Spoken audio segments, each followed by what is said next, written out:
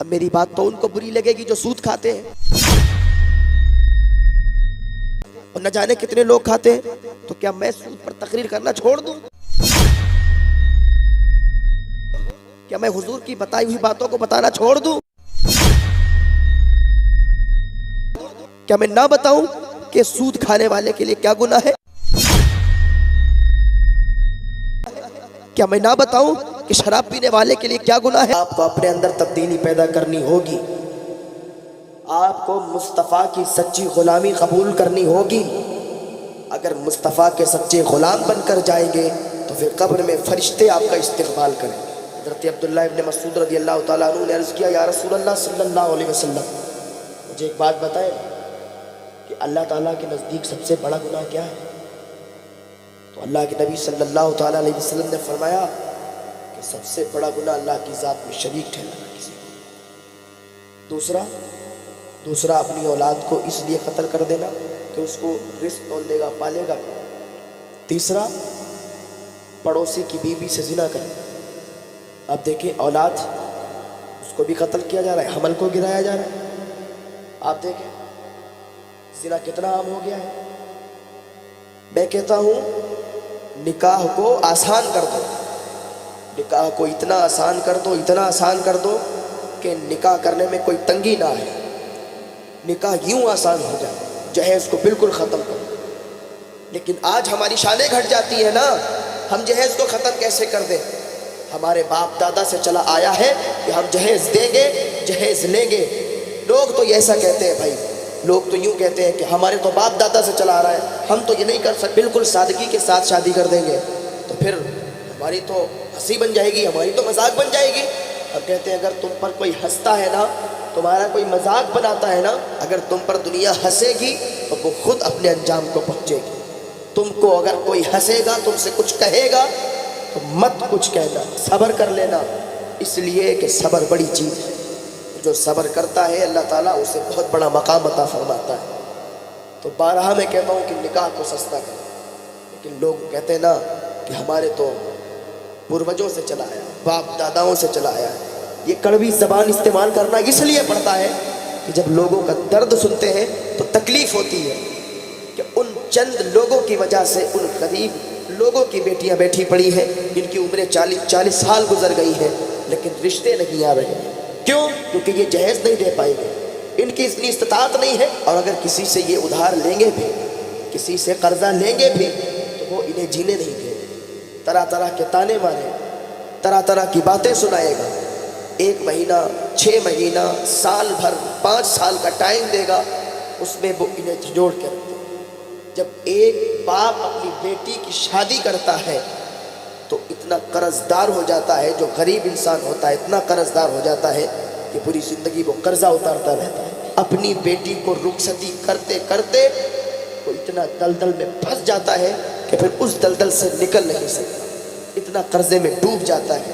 آپ مجھے بتائیں، جتنے مالدار لوگ ہیں، جتنے پیسے والے لوگ ہیں، کیا ان سے حساب نہیں ہوگا؟ کیا ان سے پوچھا نہیں جائے گا کہ تمہارے پاس اتنی دولت تھی تو پھر تم نے کیوں نہیں کسی غریب کی مدد کی؟ تمہارے پاس اتنا پیسہ تھا تو تم نے کیوں کنجوسی کی؟ یہی پیسہ تمہارے گلے میں عذاب بن کر پڑے گا اور ڈالا جائے گا، سانپ اور بچھو کی شکل میں تمہارے گلے میں پہنایا جائے گا۔ کیا سمجھتے ہو کہ اس کا جواب نہیں دینا پڑے گا؟ کیا سمجھتے ہو کہ حساب نہیں ہوگا؟ وہ دن آئے گا اور بڑے بڑے لوگ آئے، سب مل گئے مٹی میں، سب چلے گئے، ملے خاک میں اہل شاہ کیسے کیسے، زمیں کھا گئی نوجواں کیسے کیسے، یہی تجھ کو دل گئے رہوں سب سے اعلیٰ، ہو زینت نرالی ہو فیشن نرالا، جیا کرتا ہے کیا یوں ہی مرنے والا، زمانے کے فیشن نے دھوکے میں ڈالا، جہاں جی لگانے کی دنیا نہیں ہے، عبرت کی جہاں ہے تماشا نہیں۔ آج اگر آپ کسی غریب کی مدد کر دو گے، کسی غریب کی بیٹی کی شادی میں کچھ پیسے دے دو گے، کسی غریب کی شادی کرا دو گے، تو تمہاری دنیا بھی سنور جائے گی، تمہاری آخرت بھی سنور جائے گی۔ یہ فعل تمہارا اللہ کے نزدیک بڑا قبول ہو جائے گا، اس سے تم بڑے ثواب کے حقدار بن جاؤ گے۔ ارے ایک غریب انسان ہے، ایک رکشہ چلانے والا انسان ہے، ایک مزدوری کرنے والا انسان ہے، کہاں سے لائے گا اتنے پیسے؟ کہاں سے کرے گا بیٹی کی شادی؟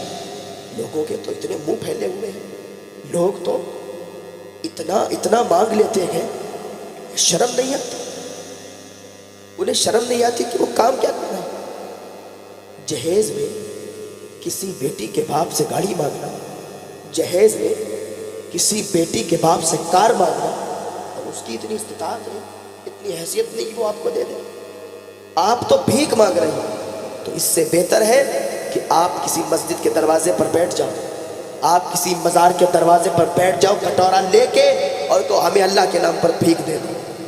اس سے بہتر ہے جو آپ لڑکی والے سے بھیک مانگتے ہو۔ ہاں میری باتیں کڑوی لگیں گی، میری باتیں آپ کو کڑوی لگیں گی، لیکن مجھے فرق نہیں پڑتا، اس لیے کیونکہ مجھے اللہ کو اس کا حساب دینا ہے۔ ہاں صرف میں ہی نہیں، یہ سب پر ذمہ داری ہے، یہ سب پر ذمہ داری ہے کہ سب جو جانتا ہے وہ دوسرے کو یہ بات بتائے، ورنہ لوگ تو اس کا گریبان پکڑ لیں گے کہ صاحب یہ تو جانتا تھا، جان کے پہچان کے اس نے پھر بھی نہیں بتایا، اس نے تو چپی اختیار کر لی تھی۔ یاد رکھیں وہ لوگ بھی پکڑے جائیں گے جو سب کچھ جانتے ہیں لیکن بتاتے نہیں، وہ لوگ بھی پکڑے جائیں گے جو سود کھاتا ہے اور سود کھانے والے کو کچھ بتاتے نہیں، اس ڈر سے، اس خوف سے کہ یہ ہمارا رشتہ دار ہے، یہ ہمارا دوست ہے، اس سے ہماری بگڑ جائے گی، وہ لوگ بھی پکڑے جائیں گے۔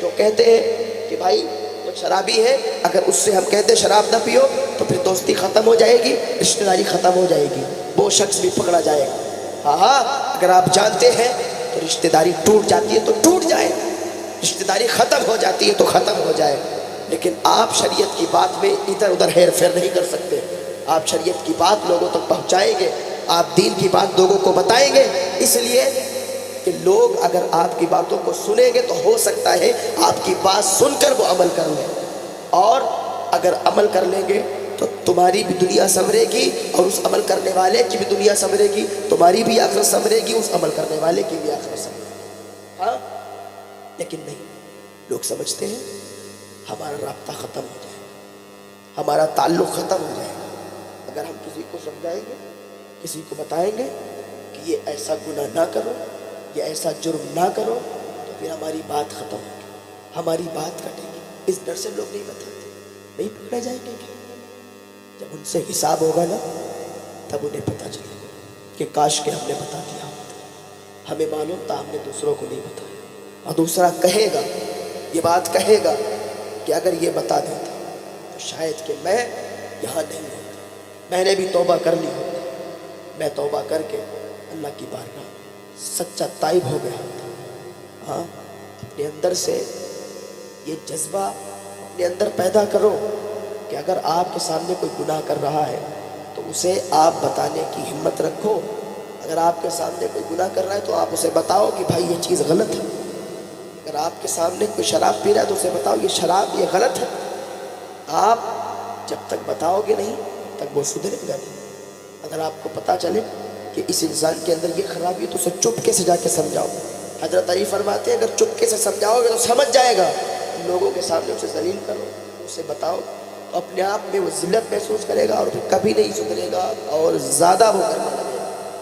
تو کسی کو نصیحت کرو نا چپکے سے، دھیرے سے، کہ میرے بھائی یہ کام جو آپ کر رہے ہو نا بہت غلط ہے، جو آپ شراب پی رہے ہو نا اس سے صرف آپ اپنی زندگی تباہ نہیں کر رہے، آپ اپنے بچوں کی بھی زندگی تباہ کر رہے، آپ اپنے بچوں کی، اپنے بیوی کی، اپنے گھر والوں کی زندگی تباہ کر رہے، آپ کی وجہ سے سماج میں لوگ آپ کو غلط نظر سے دیکھتے ہیں، غلط نظر سے دیکھتے ہیں، غلط سمجھتے ہیں، آپ کے گھر آنا جانا پسند نہیں کرتے۔ آپ دیکھو تو اپنے آپ کو پہچانو کہ آپ حضور کی امت میں ہو، حضور کے چاہنے والے ہو، آپ اپنے آپ کو مسلمان کہتے ہو، آپ اپنے آپ کو مومن کہتے ہو، اور شراب، یہ شراب جیسی بیماری آپ نے پال رکھی ہے، آپ شراب پیتے ہیں، کو تو شرم آنی چاہیے۔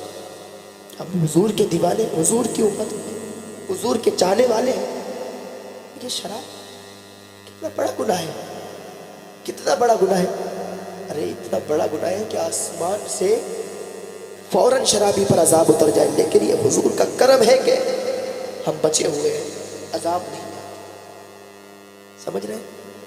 اپنے اندر سچا مصطفیٰ کا عشق پیدا کرو، اپنے اندر مصطفیٰ کی محبت کو پیدا کرو۔ اور آپ دیکھیں سود کھانے والا کیا ہمیشہ اسی دنیا میں باقی رہے؟ آپ مجھے بتائیں، جو آج سود کھاتا ہے، سود کے پیسوں سے وہ اپنے کاروبار کر رہا ہے، سود کے پیسوں سے وہ اپنا بزنس کر رہا ہے، سود کے پیسے، تو مجھے بتائیں کیا سود کھانے والا ہمیشہ دنیا میں رہے گا؟ اب میری بات تو ان کو بری لگے گی جو سود کھاتے ہیں، اور نہ جانے کتنے لوگ کھاتے ہیں۔ تو کیا میں سود پر تقریر کرنا چھوڑ دوں؟ کیا میں حضور کی بتائی ہوئی باتوں کو بتانا چھوڑ دوں؟ کیا میں نہ بتاؤں کہ سود کھانے والے کے لیے کیا گناہ ہے؟ کیا میں نہ بتاؤں کہ شراب پینے والے کے لیے کیا گناہ ہے؟ نہ بتاؤں؟ اگر میں نہیں بتاؤں تو پھر کون بتائے گا؟ اور جو بتائے گا تو وہ بھی تو یہی بتائے گا۔ میرے بھائی زیادہ نہ سوچا کریں، یہ نہ کہا کریں کہ تقریر مجھ پہ ہو گئی، میرا نام ذہن میں رکھ کے، مجھے ذہن میں رکھ کے تقریر کر دی۔ ایسا نہیں ہے، جو بات کہی جاتی نہ سمجھانے کے لیے کہی جاتی، اور کسی ایک پر تقریر نہیں، کسی ایک پر تقریر نہیں ہوتی ہے۔ جتنے سود کھانے والے ہیں، جتنے شراب پینے والے ہیں، جتنے زانی ہیں، اگر اس میٹر پہ تقریر ہوتی ہے نا تو پھر سب کے لیے ہوتی ہے، اور جو بھی اس سے توبہ کر لیتے ہیں ان کی دنیا اور آخرت دونوں سمجھ جاتی ہے۔ جو اللہ کی بارگاہ میں توبہ کر لیں گے، تائب ہو جائیں گے، اللہ یوں معاف فرما دے گا جیسے اس نے کبھی گناہ نہیں کیے۔ ہاں اللہ تو یوں معاف فرمانے والا ہے۔ ٹھیک ہے آپ نے سود کھایا، ٹھیک ہے آپ نے شراب پی، آپ نے زنا کیا، آپ نے چغلی کی، آپ نے بڑے بڑے گناہ کیے، آپ نے کوئی گناہ نہیں چھوڑا، آپ کیا سمجھتے ہیں کہ اللہ تعالیٰ ان گناہوں کو معاف نہیں کرے گا؟ کیا سمجھتے ہیں کہ جب کسی پیر کی بارگاہ میں جائیں گے، کسی پیر کے پیروں کو چومیں گے تب معاف کرے جائیں گے؟ آپ کیا سمجھتے ہیں؟ ایسا کچھ نہیں ہے۔ اللہ فرماتا ہے تم نے کتنے بھی گناہ کر لیے، اے میرے بندے تو میرا ہے، تو میرا ہے، آجا میری طرف آجا، ایک آنسو بھی نہ تیرا گال تک نکل جائے گا تو اللہ تجھے یوں معاف فرما دے گا جیسے تم نے کوئی گناہ نہیں کیا۔ آج ہی اللہ کی بارگاہ میں آؤ، کہیں کسی پیر کے پاس جا کر اور پھر ان سے یہ پوچھو کہ کیا میں معاف کر دیا جاؤں گا، کیا میں معاف کر دیا جاؤں گا، کیا میں بخش دیا جاؤں گا؟ تو وہ بھی یہی کہیں گے کہ بالکل تم معاف کیے جاؤ گے، تم بخش دیے جاؤ گے۔ میری بارگاہ میں آ کے میری صحبت میں بیٹھ کر تمہاری زندگی تو بدل سکتی ہے، لیکن تمہیں میں تمہارے گناہوں سے معاف نہیں کروا سکتا جب تک تم خود نہ معافی مانگو، جب تک تم خود نہ توبہ کرو۔ جب تم خود توبہ کرو گے، خود معافی مانگو گے تو اللہ تعالیٰ تمہیں یوں معاف فرما دے گا جیسے تم نے کوئی گناہ نہیں کیا۔ ہاں بھائی آ جائے، اللہ بڑا معاف فرمانے والا ہے، اللہ بڑا کریم ہے، بڑا رحیم ہے، اللہ تعالیٰ معاف فرما دے گا۔ ہم سب اپنے گناہوں سے توبہ کریں، آ جائے اللہ کی بارگاہ، آ جائے، ابھی دیر نہیں ہوئی کیونکہ ابھی ہم زندہ ہیں، ابھی ہمارے پاس ٹائم ہے، وقت ہے، اور یہ وقت یہ ٹائم کب ختم ہو جائے ہمیں اس کا اندازہ نہیں ہے۔ یار یہ کب ہماری سانسیں ہیں، ان کا کیا بھروسہ ہے؟ ایک سانس آئے، اگلی آئے یا نہ آئے، کوئی بھروسہ نہیں۔ ابھی میں بول رہا ہوں، آگے بول نہ پاؤں کیا پتہ ہے؟ نہیں پتہ ہے۔ تو ہمیں جب اپنی سانسوں کا علم نہیں ہے، ہمیں جب اپنی موت کا علم نہیں ہے، پھر ہم کیوں دنیا کی رنگینیوں میں لگے، پھر ہم کیوں دنیا میں لگے ہوئے ہیں، دنیا کے لیے لگے۔ اللہ تعالیٰ نے ہمیں صرف دنیا کمانے کے لیے نہیں بھیجا، اللہ تعالیٰ نے تو ہمیں ایگزام دینے کے لیے، امتحان دینے کے لیے بھیجا۔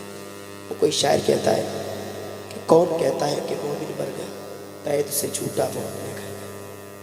یہ قید خانہ ہے، سمجھ رہے ہیں؟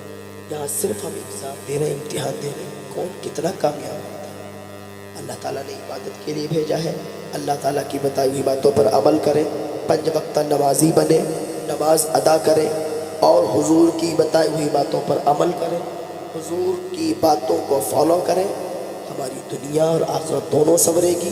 اور جب ہم قبر میں جائیں گے تو مصطفیٰ جان رحمت صلی اللہ تعالیٰ علیہ وسلم کی زیارت ہوگی۔ اعلیٰ حضرت فرماتے ہیں قبر میں لہرائیں گے تا حشر چشمے نور کے، جلوہ فرما ہوگی جب طلعت رسول اللہ کی۔ اللہ تعالیٰ کی بارگاہ میں دعا ہے اللہ تعالیٰ ہم سب کو نیک عمل کرنے کی توفیق